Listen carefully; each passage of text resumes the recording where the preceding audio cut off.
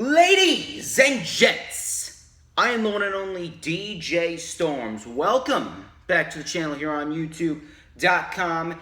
It is Sunday, August 23rd, 2020. We got SummerSlam tonight. SummerSlam is tonight, of course, starting at 6 p.m. Eastern Time. Main show starting at 7 p.m. Eastern Time. Welcome to the official rewind for NXT TakeOver 30, which of course streamed live on the WWE Network last night with the pre-show starting at 6:30 p.m. Eastern Time. We got a lot to go over. This was the 30th anniversary of NXT TakeOver, and I'm telling you, a lot of people are in agreement here that the sooner we get crowds back, the better. That's one thing I do want to say. The lack of crowds really does take away from the overall aura of NXT.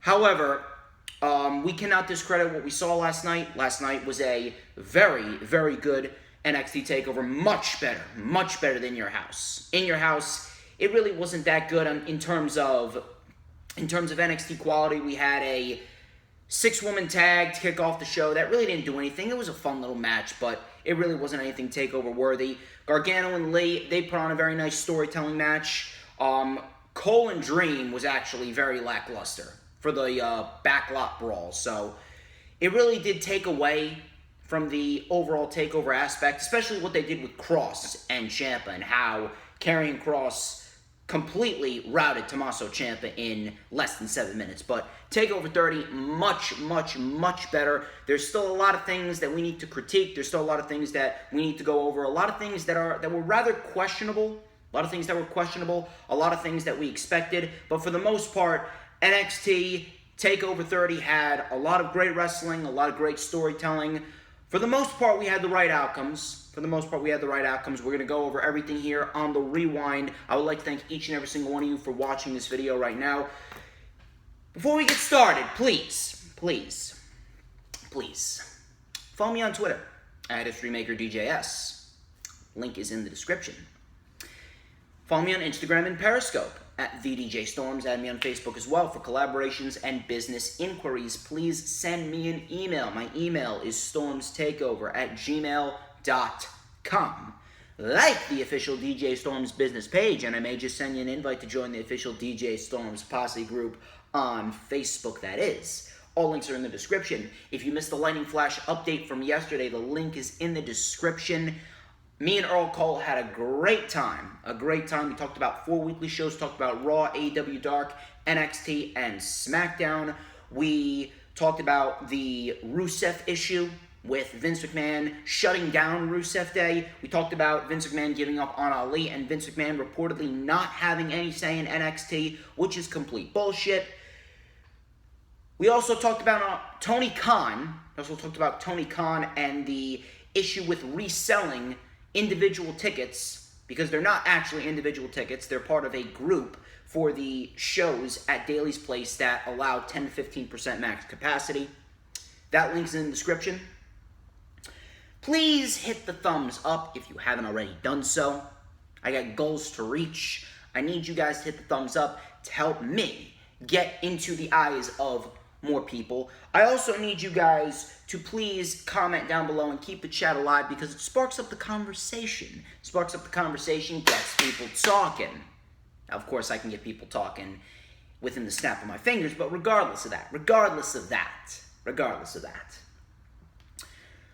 please, when you keep the chat alive and when you comment down below, you gotta hit that subscribe button.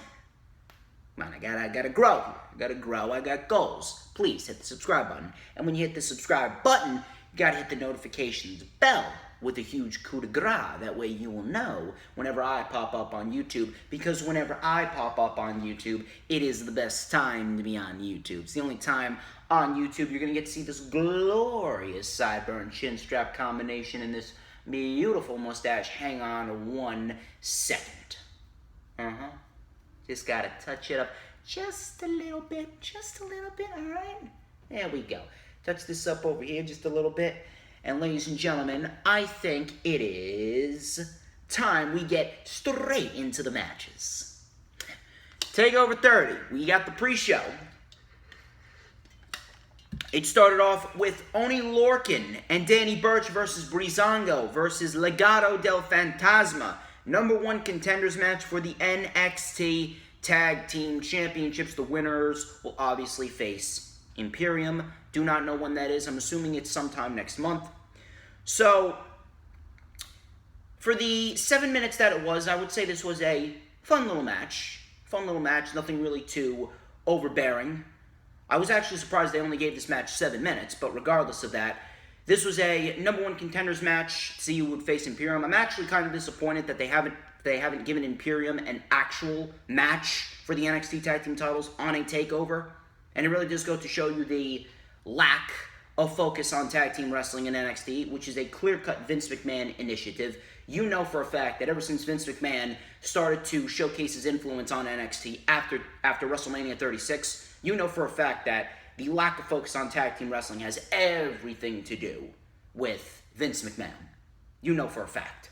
And this was a clear-cut indication of that. Decent little match, but nothing crazy whatsoever. Nothing you're going to go back and watch and say, oh my god, that was amazing.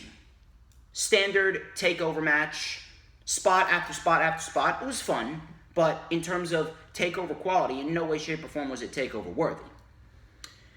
The ending especially shocked me, which we'll go over. So Mendoza hit this beautiful corkscrew plancha. I'm not sure how many corkscrews he did in the air, but it looked like he did about 3. It looked like he was operating in fast-forward motion. Beautiful corkscrew plancha, taking out the field on the outside. Danny Burch, he got the hot tag.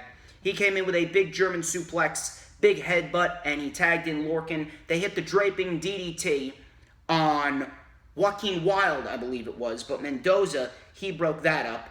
Breezango came in with a modified last dance. Tyler Breeze, he draped, who was it? I think it was Raul Mendoza over his knees, and then Fandango came up off the top with a leg drop, and Mendoza sold it beautifully.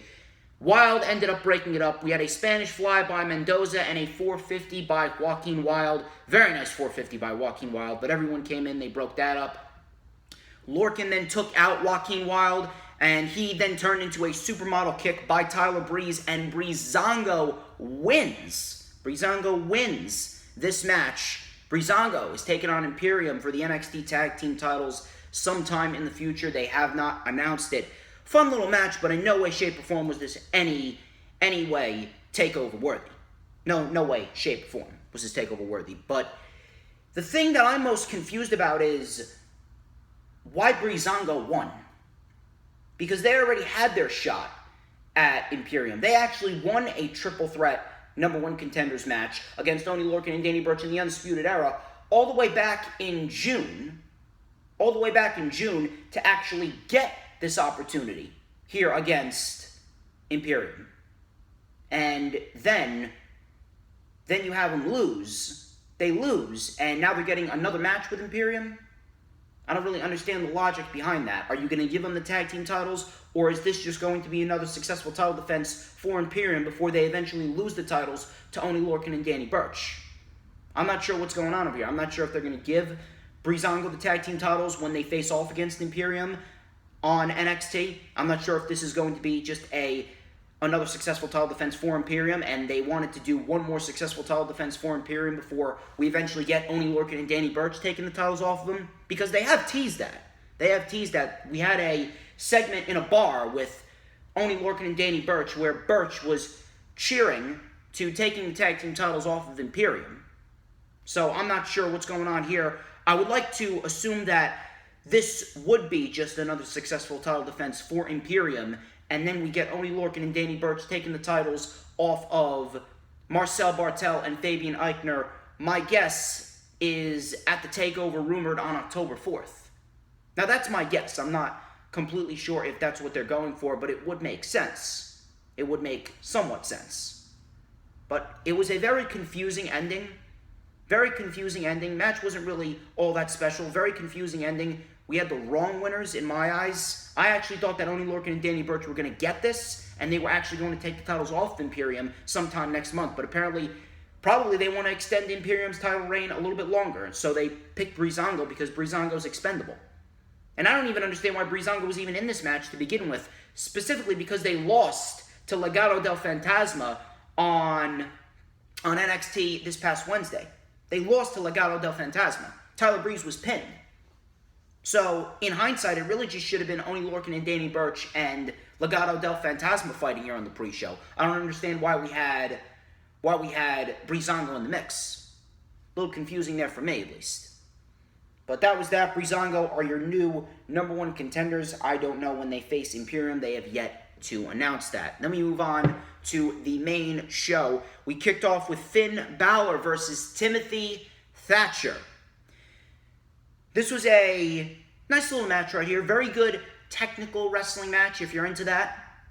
Me, it's really not my what's the word that I'm looking for? It's really not my plate of pasta since I'm Italian. It's really not my plate of pasta. But it was a very good technical wrestling match. Me, I actually like some action. I like some fast-paced action. I like some dives. I like some flips. Fucking sue me, assholes. But regardless, I'm not going to discredit what this match was. This was a very good technical wrestling match. Thatcher obviously working on the injured leg of Finn Balor. He wrenched on the arm and wrist, Pete Dunne style, a little joint manipulation right there. Balor came back with a flurry of chops. Balor with a reverse 1916 for a 2. Balor then missed. He missed the coup de grace and landed right on that injured leg. Thatcher took advantage of that immediately. And Timothy Thatcher locked in a single leg Boston Crab, wrenched on the leg of Finn Balor. Balor was able to get to the ropes. Balor then locked in a arm trapped shoulder stretch, wrenching on the right arm and shoulder of Timothy Thatcher. Thatcher then reversed it into an ankle lock. Balor then reversed that into a double stomp, then hit the eye of the Hurricane. Balor went up to the top. Coup de grace connects, and he sold the leg. Finn Balor sold the leg. I actually thought that this was going to give Timothy Thatcher an opening, but it did not. Timothy Thatcher was damaged too much, and Finn Balor was able to hit 1916. Finn Balor defeats Timothy Thatcher. Very good technical wrestling match right here. And if I'm going to rate this on a scale from best to worst in terms of the main show matches, I would probably rate this the worst match on the main show. Not to say this match was bad, but in terms of quality, I would probably have to rate this the worst match on the main show. Which is actually quite surprising, because I actually expected a little bit more from these two. But regardless, it was a nice match. Timothy Thatcher looked good. Timothy Thatcher looked brutal. Obviously, this was not Timothy Thatcher's time. Timothy Thatcher, I would say, did very well in this test run for his first takeover. And as far as Finn Balor goes, I can definitely see Finn Balor getting the first crack at Damien Priest. Going back to what happened at TakeOver in Your House, I can definitely see Finn Balor getting the first shot at the new North American champion, Damien Priest, which we're going to talk about in a little bit. And Finn Balor could do the deed for Damien Priest and put him over to help establish Damien Priest as a credible NXT North American champion. Speaking of Damien Priest, we had the ladder match next. It was Damien Priest versus Bronson Reed versus the Velveteen Dream versus Cameron Grimes versus Johnny Gargano in a ladder match for the NXT North American Championship. And you already know that the cancel culture was in full effect, and Fire Velveteen Dream was trending, unrightfully so. I mean, come on. You can't honestly think, and I've said this before, you can't honestly think that they're trying to cover up a real-life incident with Velveteen Dream supposedly being a real-life pedophile, right? You really can't think that. You really think that Vince McMahon's all buddy-buddy with the Velveteen Dream? Vince McMahon would have been all over this shit, and Vince McMahon would have fired him on the spot, and Velveteen Dream would have been completely erased from NXT history. Just like Chris Benoit was completely erased from WWE history. They don't even mention Chris Benoit. It would have been the same issue here with Velveteen Dream. They wouldn't have even mentioned Velveteen Dream again. I find it a little suspicious that all of the victims apparently are buddy-buddy with each other, and apparently one victim is saying that the police hasn't gotten back to him yet.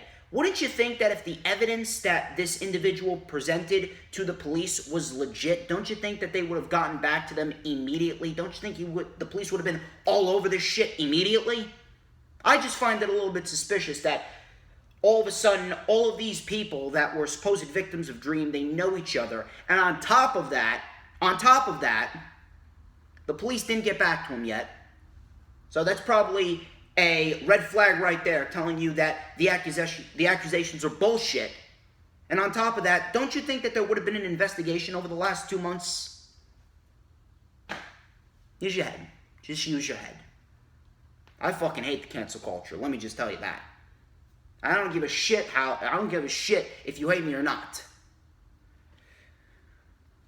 But back to this match specifically. This is actually a very good ladder match. All 5 of these guys absolutely fucking killed each other. Especially Velveteen Dream. And whether you like Velveteen Dream or not, whether you are a part of this cancel culture bullshit or not, you have to fucking respect Velveteen Dream for going out there and taking a spot like he did tonight. Everyone busted their asses in this match. We had Cameron Grimes actually tried for the title, but Dream and Priest, they pulled the ladders apart, and he actually did the splits. So Cameron hurt his Grimes. Sorry, I had to slip that one in there. So Gargano, he got sandwiched between some ladders, and then everyone got sandwiched between the ladders. It was like a pileup. It was Gargano, Dream, it was Priest, and Cameron Grimes. They all got sandwiched between the ladder. It was like a ladder. It was like a person, then a ladder, a person, then a ladder, a person, then a ladder. And then Bronson Reed came in with a body avalanche on all the ladders and all the people in the corner. We had a Tower of Doom superplex taking out Grimes, Priest, and Dream. We had a superplex to Dream, and then Grimes caught Priest with a German suplex, and then Reed just powerbombed everyone. So that was the Tower of Doom spot there. We had a super kick by Gargano as Priest came off the ropes with a rolling senton. So Priest got super kicked right in the back of the neck. We had Priest running up the ladder after Reed did a suicide dive through the ropes, taking out Dream and Gargano. The fact that Bronson Reed's able to do that, he reminds me of an Australian Samoa Joe in that sense. But then we had Damien Priest running up the ladder and doing a beautiful Tope Con Hero off the ladder onto everyone, except Cameron Grimes, of course. So Cameron Grimes, he looked like he was on his way to taking that title to the moon. Shout out to TM right there. I know he's watching. I know TM161's watching, and he's all over me for that one. So Cameron Grimes, he was up on the ladder, but Candice LeRae, props to Candice LeRae, she came in to stop Cameron Grimes from winning. Candice LeRae then, with a Hurricane Rana to Grimes, off of the apron onto the pile on the outside, and it looked like Gargano was on the verge of winning, but Reed came in to stop him. Reed looked like he was on the verge of winning before Candice LeRae got up on the ladder, and he was on the receiving end, was Reed, of a sleeper hold from Candice. So Candice trying to distract Reed. Reed said, fuck this, and Reed dove off the top of the ladder in a frog splash onto Johnny Gargano while Candice LeRae was still on his back. Off the ladder, 20 feet high, absolutely flattening Gargano like a fucking pancake with Candice on his back. So, props to Gargano, LeRae, and Bronson Reed. All 3 of these individuals have got major balls, figuratively speaking, for Candice, of course. So, Dream then set up a ladder between another ladder and the ropes. Dream, he got taken out by Priest. Grimes hit the cave-in on Priest. He was going up, but Gargano stopped him and did a sunset flip powerbomb off of the ladder, sending Grimes neck first on the ladder between the ropes and the ladder that was propped up in the middle of the ring. Grimes looked like he was out for good after that. We then had another ladder set up on the outside. Dream took out Priest, and we had Johnny Gargano getting Dream Valley drivered off the apron onto Damien Priest on the ladder, and the ladder did not break. The ladder did not break. That looked brutal in its own right. Dream was then at the top of the ladder. Dream was at the top of the ladder, and it looked like Dream was going to win the championship. Twitter would have probably exploded after that. And out of nowhere, Bronson Reed, he started to tip over the ladder, and Dream went sailing over the top rope, over the barricade, 25, 30 feet to the ground through a table. And whether you want to admit it or not, Dream, he's got some fucking balls for taking that spot. I would have been scared shitless if I was on top of that ladder. If I was on top of that ladder and I was getting tipped over, I would have been scared shitless. I probably would have shit my pants up there. No lie, I probably would have shit my pants up there. Dream has got some fucking balls, so he went sailing over the top rope, over the barricade, through some tables. He went sailing into the fucking abyss. We then had Grimes taking out Reed. It looked like Grimes was going to win it. Gargano then came in. It looked like Gargano was going to win it. There was false finish after false finish after false finish. Priest came in, and they were having a tug of war, and then Priest kicked Gargano off of the ladder. Priest kicked Gargano off of the ladder, and Damien Priest grabs the title. Long time coming.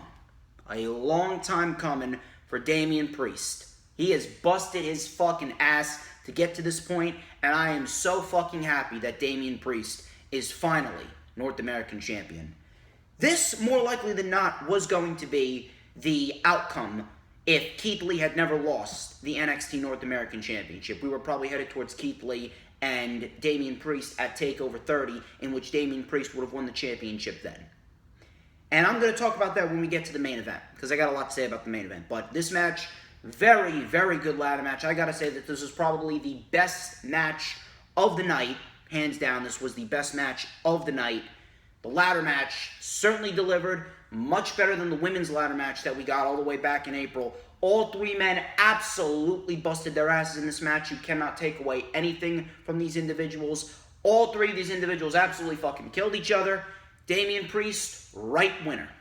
Right winner, long time coming. And after what happened between Finn Balor and Timothy Thatcher, I can definitely see Damien Priest facing off against Finn Balor at the next TakeOver, probably on October 4th, which is the rumored date for the next TakeOver. And Damien Priest is going to begin his NXT North American Championship in a big, big way. Props to all five of these men for absolutely destroying each other in this match. Adam Cole versus Pat McAfee. Let me tell you something.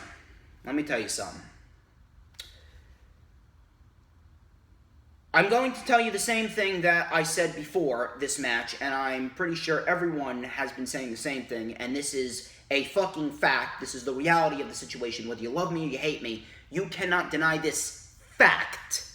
And it's the fact that this storyline should have never resulted in a TakeOver match.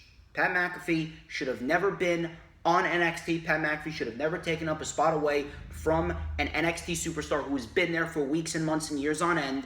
Pat McAfee and Adam Cole, it was nothing more than a desperate attempt for ratings because Vince McMahon apparently believed that the social media clicks, likes, retweets, and all the traction that it gained would have resulted and translated into ratings for NXT, and obviously it didn't work. However, minus all of that, and I certainly do not want to see Pat McAfee in NXT for any further matches, no matter what happened. I do not want to see Pat McAfee in NXT for any further matches, no matter how good the promo battles between Adam Cole and Pat McAfee were, and no matter how good Pat McAfee is on the mic, I do not want to see him again in an NXT ring. So I hope that that report of the one-off being false advertisement, and Triple H said that Pat McAfee will be on future NXT episodes and or takeovers. I hope that report's bullshit. However, I cannot sit here and discredit Pat McAfee for what he did. And I don't think anyone should. I think that if I was a guy that was shitting on Pat McAfee and saying that he's going to embarrass himself just like Tyson Fury and Cain Velasquez and all these other celebrities that came in to the WWE, if you even want to look at Pat McAfee as a celebrity, I would be an idiot if I told you that Pat McAfee did not shut everyone else up. Pat McAfee, with little to no wrestling experience, Pat McAfee actually gave you a damn good fucking match.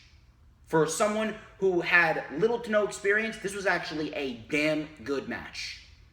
Whether he's working with Adam Cole or not, whether he's working with one of the best wrestlers in the world with Adam Cole or not, this was a damn good fucking match. And Pat McAfee, I'm telling you, he really did impress a lot of people. And I really do think that everyone should start putting some respect on Pat McAfee's name. And good for him. Good for him. Much respect to him. He shut everyone up. And he gave you a damn good match. He's actually great at selling. The guy can do a great drop kick. The guy's actually very fluid in the ring. And the guy played his role perfectly. Adam Cole was actually the babyface here. In this match. So we had Adam Cole and Pat McAfee. They went back and forth. Pat McAfee with some swift, technically sound game before Adam Cole. He then slid out of the ring after Pat McAfee slid out of the ring. And Pat McAfee's posse in the Undisputed Era, they started to get into it. The ref was trying to break it up. Officials were trying to break it up. We then had Pat McAfee, like a fucking maniac. I didn't even know where this came from. And this was probably the most impressive part of the match for Pat McAfee, for me at least. Pat McAfee, like a fucking madman, leaped up to the top rope, and he did a fucking swanton as if he's diving off of a diving board into a pool. A beautiful fucking swanton at that. He did a beautiful swanton taking out the pile. Pat McAfee, like a fucking madman, a beautiful swanton, stretched his arms and legs out, taking out the pile. So right there, I'm like, all right, he's got some balls. So then we had McAfee taking over control. Obviously, he was going to be slow. He was going to be working a slow, methodical pace, taking his time. He was taking his time because of the simple fact that he is inexperienced. He actually did a fairly swift drop kick, not going to lie there. Cole came back after we got ourselves a hockey fight. He ripped Pat McAfee's shirt over his head. We had a new Shigoroshi for a 2, a backstabber for a 2, and McAfee actually sold it like he died. So McAfee, then he cut Adam Cole off as Cole went up to the top rope. We had Pat McAfee setting up for a superplex. Adam Cole pushed Pat McAfee back, and Pat McAfee, in a fluid motion, did a picture-perfect backflip and landed firmly on his feet. Looked at Adam Cole and he goes, oh yeah. Adam Cole didn't know what to fucking make of it. And he leaped up to the top rope, did Pat McAfee, like Sammy Guevara leaps up to the top rope for his Spanish Fly, and he does a superplex, a beautiful superplex. Pat McAfee does a fucking backflip off the top, superplex after he leaped up to the top rope, didn't stumble at all, and he hit the superplex, but Adam Cole kicked out. McAfee went for a punt. He went for the punt kick, but Adam Cole dodged out of the way, and McAfee accidentally kicked the steps. Adam Cole then was like a shark smelling blood in the water. He locked in the figure 4, but Pat McAfee was able to get to the ropes. Pat McAfee was then on the receiving end of a lot of ground and pound punches in the corner from Adam Cole. Adam Cole then dodged the ref. The ref did not see Pat McAfee hit the low blow. McAfee hit the low blow. McAfee was fucking smiling. He seemed like he had the match won. Big clothesline turning Cole inside out, and the punt kick connects right to the chest of Cole. 1, 2, and Cole kicked out. I was actually a little scared that Pat McAfee was actually going to beat Adam Cole right then and there. I was actually shocked. I was actually very, very nervous that Adam Cole was actually going to lay down for Pat McAfee at that moment. And then if that was the case, I would have fucking raged. But Adam Cole kicked out. The near falls were actually very believable in this match. Pat McAfee then went up to the top, took his shirt off, said, McAfee, baby. He jumped off jumped off of the top rope into a super kick in midair by Adam Cole. And Adam Cole, it looked like he was going to expose the knee. Looked like he was going to go for the Panama Sunrise. But he said, no. Smiling, Pat McAfee didn't know where he was. He was blinking his eyes. He was all dizzy, all woozy. Adam Cole went up to the middle rope. Panama Sunrise, spiking Pat McAfee on his head. Pat McAfee sold it like he died. And Adam Cole beats Pat McAfee.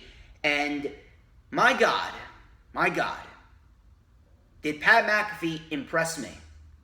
Little to no wrestling experience, and Pat McAfee delivers a damn good match. Dare I say worthy of TakeOver.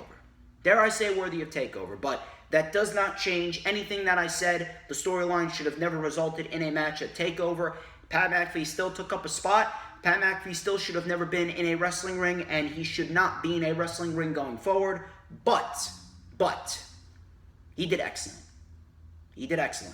And I cannot discredit that. I cannot sit here and tell you that this was a bad match. It was not. I would be an absolute moron. I would be an idiot if I was to tell you that this was not a good match. This was an excellent match. Pat McAfee did good. And for that I say, hey, good on you, Pat. Good on you. Good on Pat McAfee.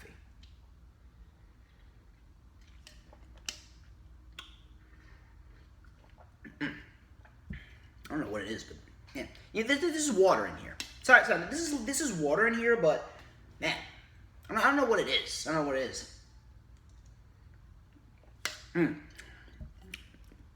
I gotta ask what Thunder, what kind of water brand Thunder has. This is like, he has like one of those fridges, like my drummer has one of these fridges where you can put your glass down on a thing. He has one of these fridges where the ice and water, he has an ice and water machine built into the fridge where you push it, you push on it and ice comes out, and then you have water. I gotta know what water he puts in it, because the fridge that he got is fucking great.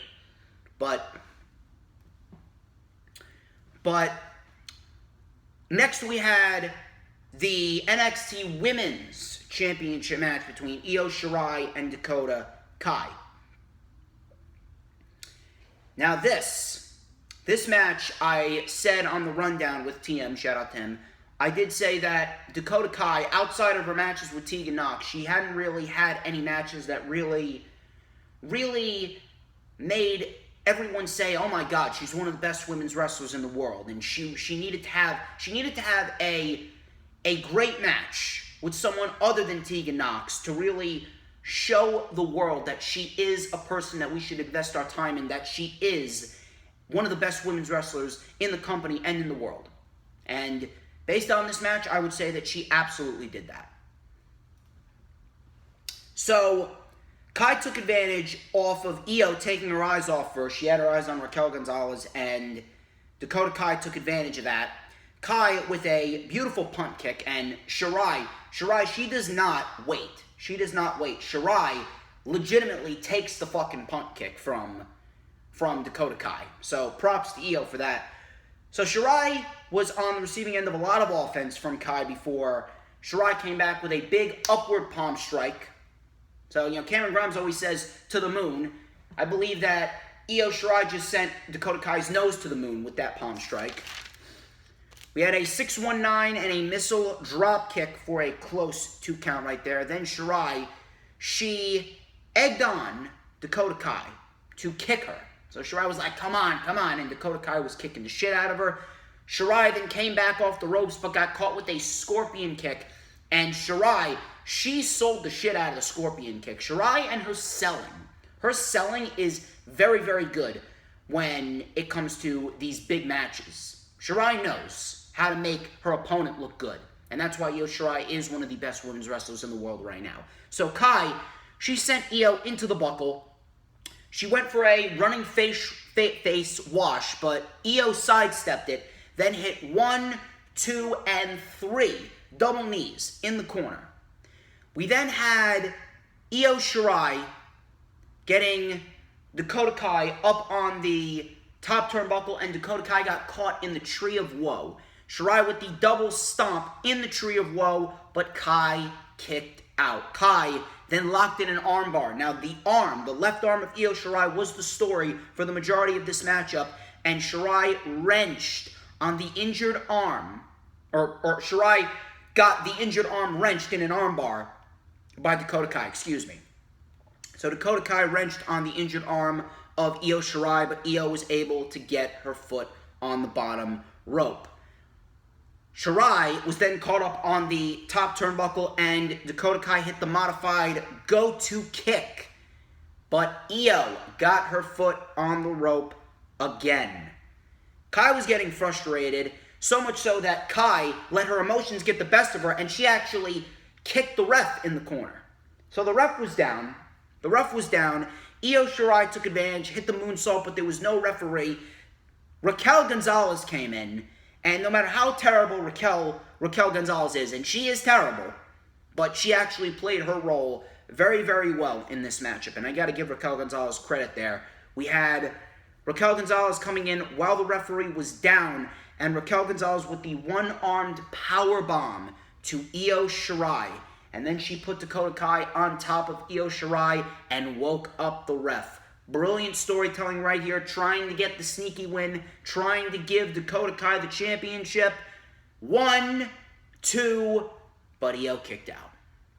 Io was able to kick out. Dakota Kai didn't know what to make of it. Dakota Kai was then sent to the floor with Raquel, and Shirai up to the top rope, slick as ever, quick as a cat, Kota Ibushi style, does a leap off of the ring mat to the top rope and a beautiful moonsault, taking out both women. Shirai then tosses Dakota Kai back into the ring, and Shirai hits the over the moonsault, as they called it, for the 1, 2, 3. Io Shirai retains the NXT Women's Championship in a great Women's Championship match. And Dakota Kai, she impressed a lot of people. Dakota Kai really did solidify herself as one of the best women's wrestlers, not just in NXT, but in the entire WWE as well. Dakota Kai is extremely good when she is given the opportunity. So then afterwards, Raquel Gonzalez attacked, but then Rhea came out. She stood face-to-face with Raquel Gonzalez, and they had a stare down, but Kai backed Raquel Gonzalez down. So Dakota Kai, she backed Raquel Gonzalez down, and Rhea Ripley just stared at Raquel Gonzalez while Io Shirai celebrated, and that was that.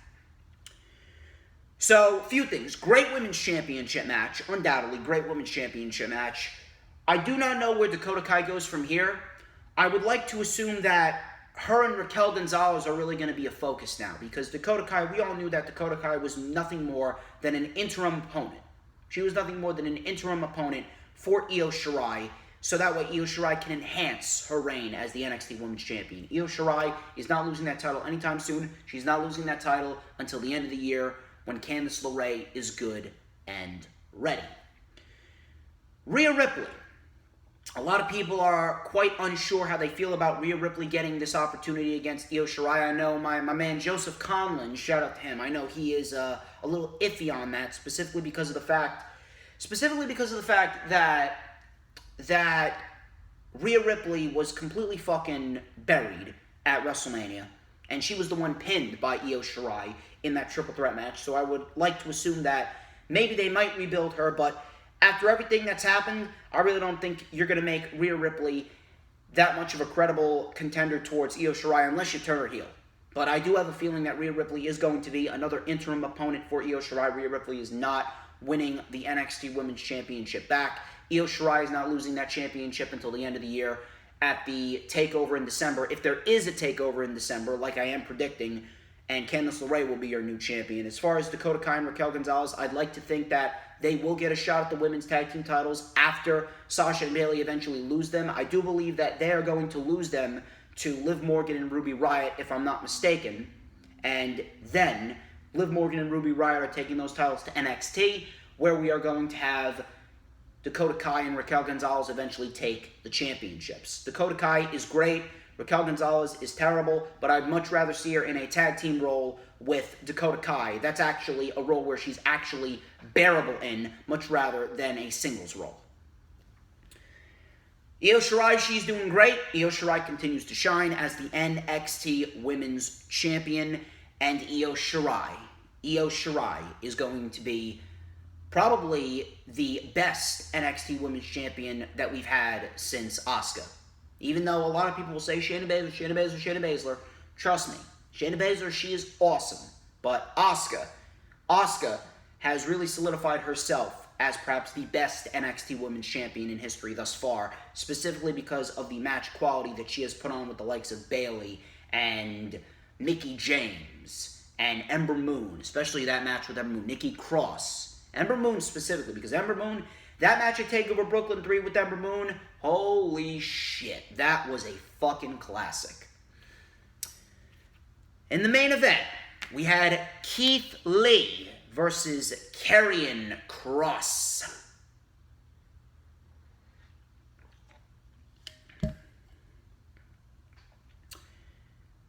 Now, the ending of this match was very, very predictable. We all knew that. I will give them credit, though. They did put on a very nice match with a very nice story. This match was heavily based on storytelling, so you got to give Karrion Kross and Keith Lee credit for that. There's no way that this match was going to be a Mat Classic. It was going to be a brawl. It was going to be a fight. And we were going to get these two men absolutely beating the shit out of each other, and that's exactly what they did. It certainly was not the best match of the night. That goes to the ladder match. I would even say that the Women's Championship match was actually better than the main event. But regardless, we did get a very nice story being told. And whether you like it or not, Carrion Cross is the new NXT Champion. And I'm going to go in depth on why that is after we talk about what happened in the match. Let's talk about how we got to this ending. We had Carrion Cross on the receiving end of a lot of offense from Keith Lee before Cross pulled Lee into the post and then kicked the barricade into Keith Lee's arm that was already wedged by the plexiglass. So the left arm was the story of this match.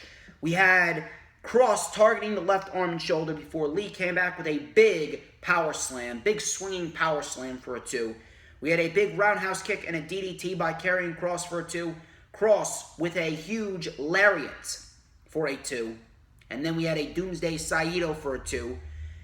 Cross then was able to lock in the Cross jacket.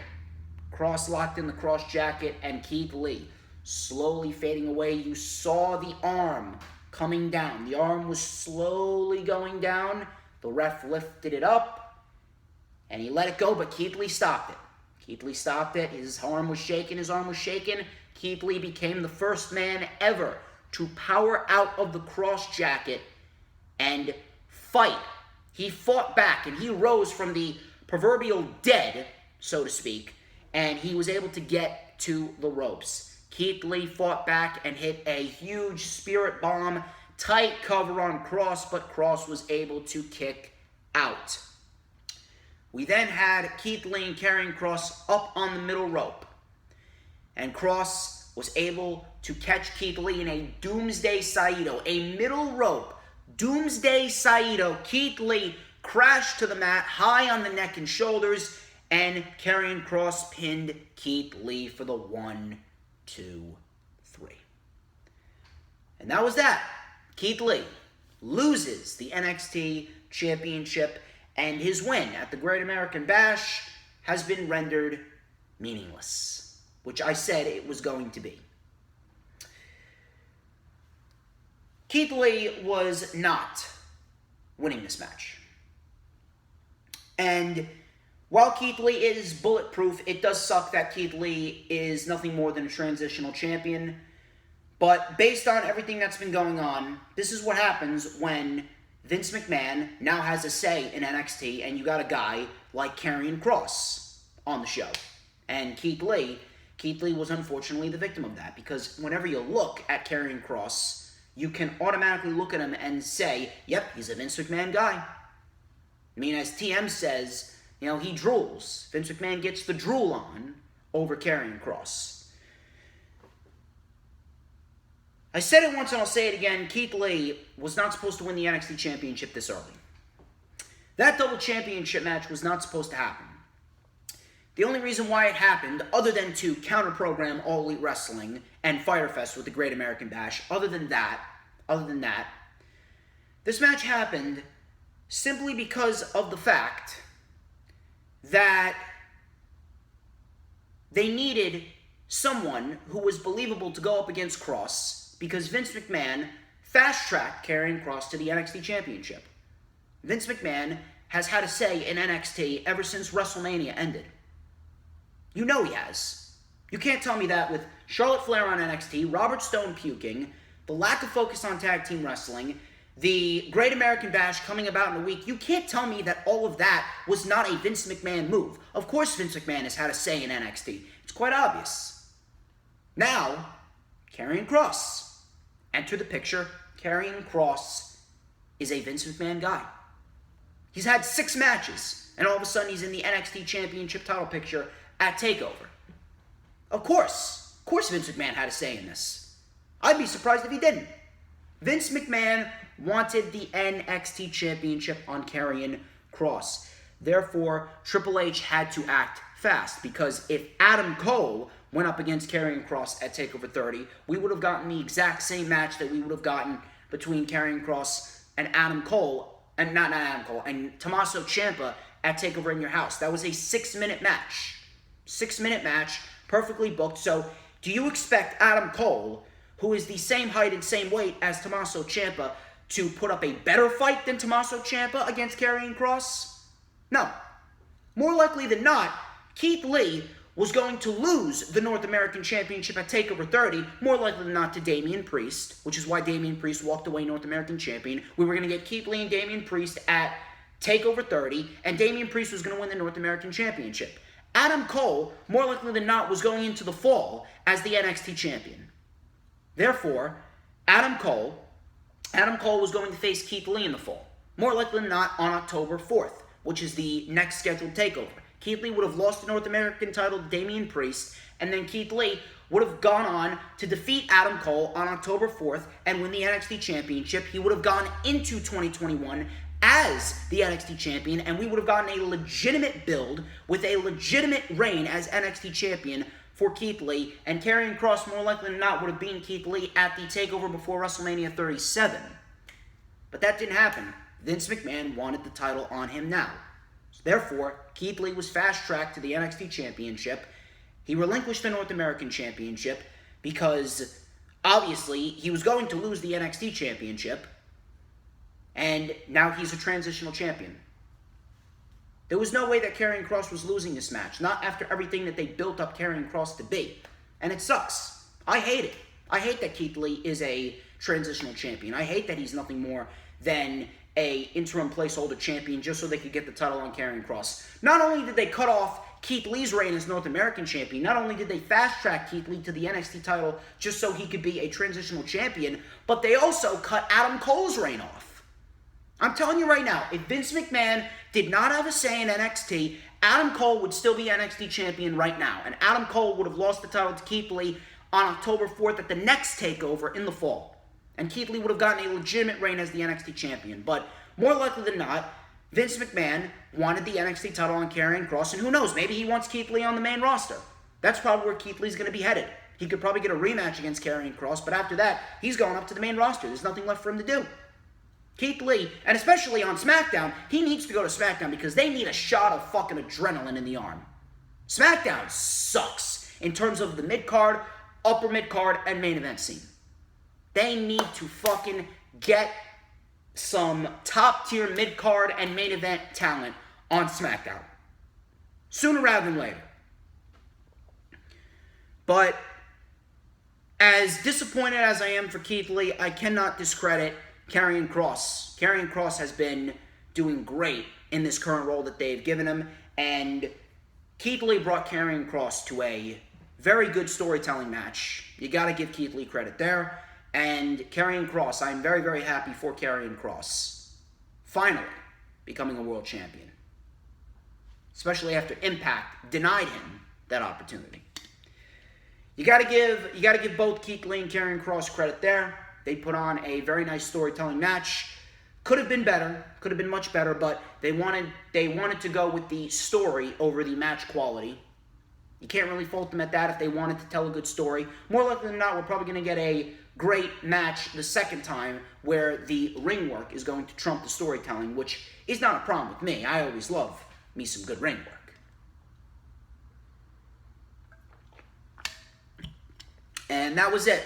That's how the show went off the air, with Carrion Cross holding the NXT title up high, fire all around him, fallen prey. That was it. Much better than NXT TakeOver in your house. Much better than NXT TakeOver in your house. Ladies and gentlemen, that wraps up the rewind for NXT TakeOver 30. The show definitely suffered because we did not have a live crowd, but we still got a very good show nonetheless. Ladies and gentlemen, I would like to thank each and every single one of you who tuned into this video. Please don't forget to follow me on all my social media links. Check out the video in the description. Check out the Lightning Flash update if you missed it. Like, comment, and subscribe. I will keep you guys updated on if I am doing a rewind for SummerSlam, because tomorrow I do start college.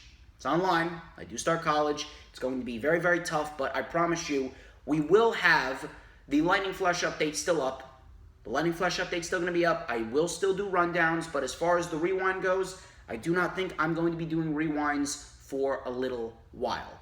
But I promise you, I will keep you guys updated. Ladies and gentlemen, I'm DJ Storms. This has been The Rewind. Thank you so much for tuning into this video, and I will catch you guys tonight live tweeting for SummerSlam 2020.